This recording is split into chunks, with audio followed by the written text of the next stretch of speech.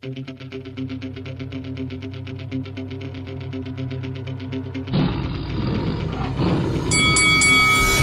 this is Carl the Cobra Frutch, and you're watching Lights Out. Everyone, this is Faisal Khan for Lights Out, proudly sponsored by Spartans Law.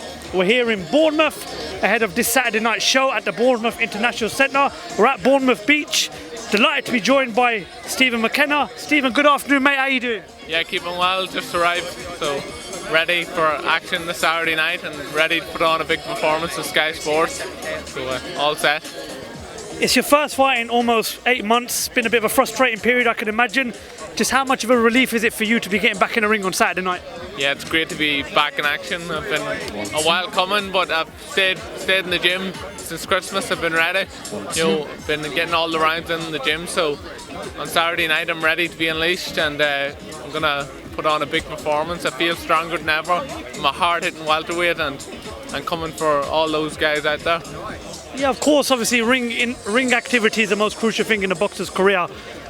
You'll be hoping to keep as active as possible, but as you just mentioned, you're now up at welterweight. What's the plan throughout the next sort of 12 months in your career? I could take it, obviously, keeping as active as much as possible is definitely going to be the number one target.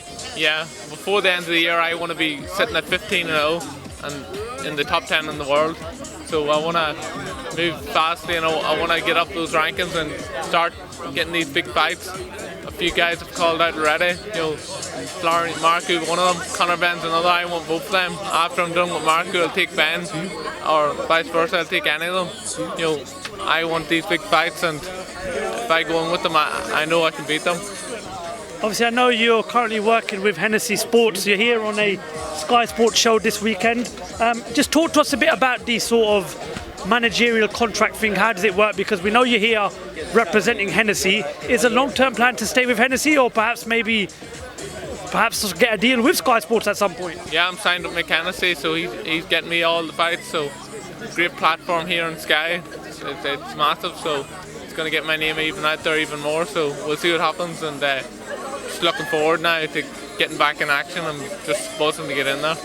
You're still an undefeated fighter. You're still sort of on the cusp of getting towards the British title. Is definitely the next target, the next main goal for you to pick up that British title? My aim goal is a world title, so I'm on track. I want to become world champion, and I'm going to do anything it takes to get there. I put in all the work in the gym. I have a lot of experience. I've been all over the world.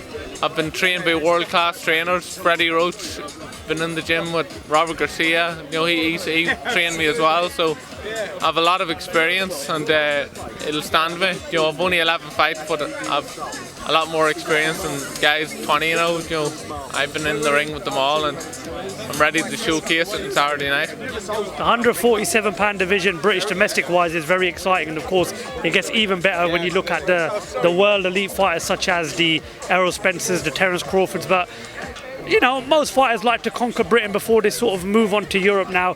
We talk about the main names, obviously Conor Benn, Eko Essuman, who is the British champion in this division right now.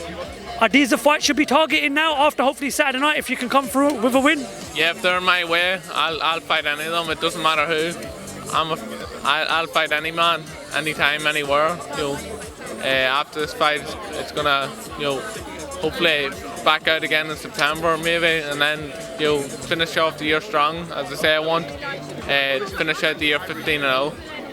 I mean, obviously, it's a bit of a tricky one because you've got Conor Benn, who reportedly is looking to fight Chris Eubank Jr. and what is a big British domestic fight, of course, given the history between their fathers. You've also got Eko Essuman, who is the British champion, as I just mentioned. And a lot of people regard Conor Benn as the number one fighter in the division in terms of Britain. Obviously, you'll have a different opinion about that. But do you think it's more important to conquer Britain before going on to world elite level stage? It doesn't matter. Any fight I get, I'll take. And Conor Benn, look at his fights. They've all been handpicked for him. Safe fights. They don't have him in against dangerous, hungry young fighters. They're putting him in with guys that are near retirement. They're finished. Any of the guys he's fought, 35, 36. He needs to fight young, hungry prospects and up-and-coming fighters. To really stand out. He hasn't fought that yet. I can tell you're very confident if a fight between yourself and Conor does happen, but what makes you so confident of beating Conor Benn? What's the difference between yourself and Conor Benn, Stephen? I'm bigger and stronger. I'm 6'1" welterweight. What's he? 5'6", 7", if even. But he's only a wee small fella. He's small, stocky. He hasn't been in with anyone like me before. And now I just want to get your thoughts on that potential fight between him and Chris Eubank Jr. Do you think it's the right fight for him? And how do you think he comes out of that fight if he was to fight Chris Eubank Jr.? Chris Eubank wins that one. He's too big for Conor Benn, too much. Size, he's a 160-pound fighter. Conor Benn's only a 147, so it's a mismatch. You can't talk about the 147 division without having mentioning the two world champions in Errol Spence Jr. and Terence Crawford. Now we believe that fight is moving in the right direction. A lot of people are talking about that fight perhaps taking place at the middle stages of November. They are two great world elite fighters. They have been a credit to boxing for a number of years now. That's a fight everybody wants to see. Stephen, how would you predict that fight going if it does happen? Two good fighters, yeah. I'd say Terence Crawford wins in that one. Yeah, Terence, good fighter, but both good fighters. It'll be a good fight, but hopefully it'll happen then soon. Stephen, the floor's all yours. Before I let you go, what's your message to the rest of this welterweight domestic division? And come for all you guys out there, anyone that wants it, I'm here waiting for you. Top man. Well, Stephen, listen, best of luck for Saturday night. Good luck getting back into the ring. Thank you for your time, and we look forward to speaking to you after your fight on Saturday. All right, thank you. All right.